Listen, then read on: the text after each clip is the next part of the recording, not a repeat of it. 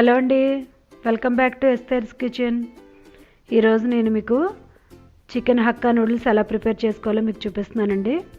Video చివరి వరకు చూసి ప్రతి ఒక్క టిప్ని కూడా ఫాలో అవ్వండి. మీలో ఎవరైనా ఫస్ట్ టైం నా ఛానల్ చూస్తున్నట్లయితే సబ్స్క్రైబ్ చేయండి, లైక్ చేయండి, షేర్ చేయండి, బెల్ ఐకాన్ క్లిక్ చేయడం మర్చిపోవద్దు. ఇక వీడియోలోకి వెళ్ళిపోదామండి. ముందుగా ఒక గిన్నె తీసుకుని దానిలోనికి ఒక 4-5 గ్లాసులు వాటర్ వేసుకుని టేస్ట్కి తగ్గట్టుగా సాల్ట్ వేసుకుని మరగబెట్టుకోవాలి. నీళ్ళు పొంగొచ్చిన తర్వాత ఇలాగ నూడిల్స్ వేసుకుని మెత్తగా ఉడకబెట్టుకోవాలండి. నాకు ఈ నూడిల్స్ ఉడకడానికి 4 to 5 minutes పట్టింది. ఇప్పుడు స్టవ్ ఆఫ్ చేసి ఒక స్ట్రైనర్లోనికి వేసేసుకోవాలి. వెంటనే చల్లనీళ్ళు వేసుకుని మళ్ళా ఇవి కలుపుకోవాలండి. తర్వాత ఒక స్పూన్ ఆయిల్ వేసుకుని బాగా కలుపుకోవాలి. ఇలా ఆయిల్ వేయడం వల్ల నూడిల్స్ ఒకదానికొకటి అంటుకోకుండా ఉంటాయన్నమాట. ఇప్పుడు ఇవి పక్కన పెట్టేసుకుందామండి.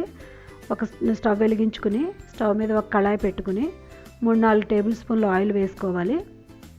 దీనిలోకి ఒక హాఫ్ కప్పు అంటే కొద్దిగా క్యాబేజీ, కొద్దిగా ఉల్లిపాయలు, కొద్దిగా క్యారెట్, కొద్దిగా క్యాప్సికమ్ అన్నీ కూడా పొడవుగా కట్ చేసుకుని వేసుకుని స్టిల్ ఫ్రై చేసుకోవాలి.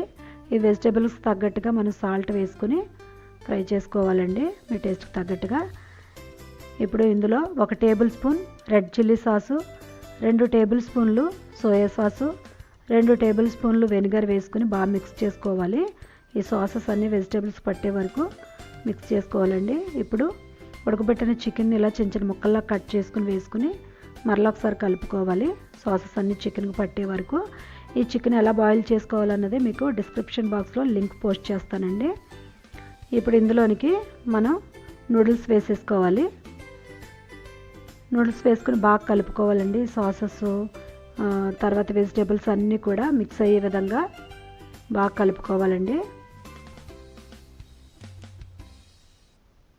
ఒక 2 ఎగ్గులు తీసుకుని ఆమ్లెట్ వేసుకుని ఇలా చిన్న చిన్న ముక్కల్లా కట్ చేసుకుని వేసుకోవాలి. ఇప్పుడు మళ్ళీ అంతా కూడా బాగా మిక్స్ అయ్యే విధంగా కలుపుకుని సర్వింగ్ బౌల్లోకి తీసేసుకుందాం స్టవ్ ఆఫ్ చేసుకుని. వేడివేడి చికెన్ హక్కా నూడిల్స్ రెడీ అయిపోయండి.